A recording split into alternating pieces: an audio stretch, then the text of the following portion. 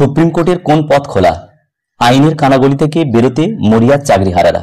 Supreme কোর্টের রায়ের পর চাকরিহারা যোগ্য শিক্ষক অশিক্ষক কর্মীরা ফের সুপ্রিম কোর্টে যাওয়ার কথা ভাবছেন। রাজ্য সরকারও খুশি নয় সুপ্রিম রায়ে। তারাও কি শীর্ষ আদালতের দ্বারস্থ হবেন? সুপ্রিম কোর্টে গেলে তাদের কি লাভ হবে? কি আইনি পথ খোলা রয়েছে তাদের সামনে? প্রায় 26,000 শিক্ষক এবং শিক্ষাকর্মী যারা চাকরি হারিয়েছেন তাদের মধ্যে অনেকেই চাইছেন সুপ্রিম কোর্টে পুনর্বিবেচনার আবেদন করতে, অর্থাৎ রিভিউ পিটিশন আবেদন করতে।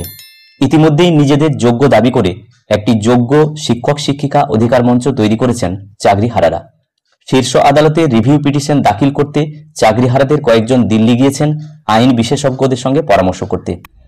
অন্যদিকে রাজ্য সরকারও যে সুপ্রিম কোর্টের এই রায়ে খুশি নয় তা মাননীয় মুখ্যমন্ত্রী মমতা বন্দ্যোপাধ্যায়ের কথাতেই স্পষ্ট। তিনি বলেছেন, সুপ্রিম কোর্টের এই রায়ে তিনি শকড। আদৌ কি লাভ হবে?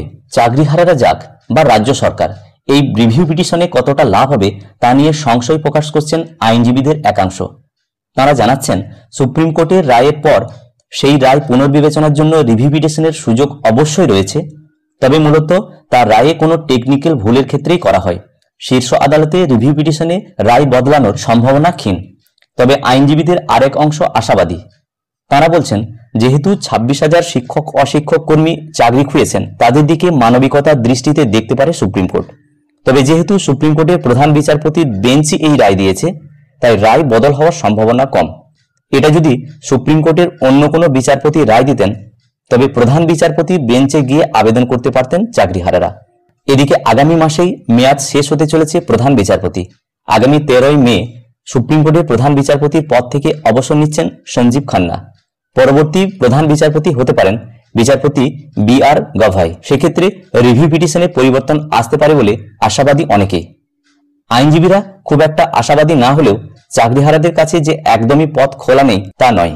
সুপ্রিম কোর্টের রায়ে উল্লেখ আছে 6,276 জন অবৈধ শিক্ষক এবং শিক্ষাকর্মীদের বেতন ফেরত দিতে বলা হয়েছে। তারা নতুন করে পরীক্ষাতেও বসতে পারবেন না। তবে ওই 6,726 জনকে অযোগ্য বলে গণ্য করে বাকিদের চাকরিতে পুনর্বহাল বা চাকরি বাতিলের নির্দেশে স্থগিতাদেশ দেওয়ার আর্জি জানাতে পারে যোগ্য শিক্ষক অশিক্ষক কর্মীরা। আপাতত আইনের কানাগলি থেকে বেরোনোর চেষ্টা করছেন চাকরিহারারা। এই প্রতিবেদনটি TV9 বাংলা অনলাইন পত্রিকায় প্রকাশিত হয়েছে। আমি এই ভিডিওর মাধ্যমে হুবহু শেয়ার করার চেষ্টা করলাম মাত্র। ভিডিওটি সকলকে দেখার জন্য ধন্যবাদ। সকলে ভালো থাকুন, সুস্থ থাকুন।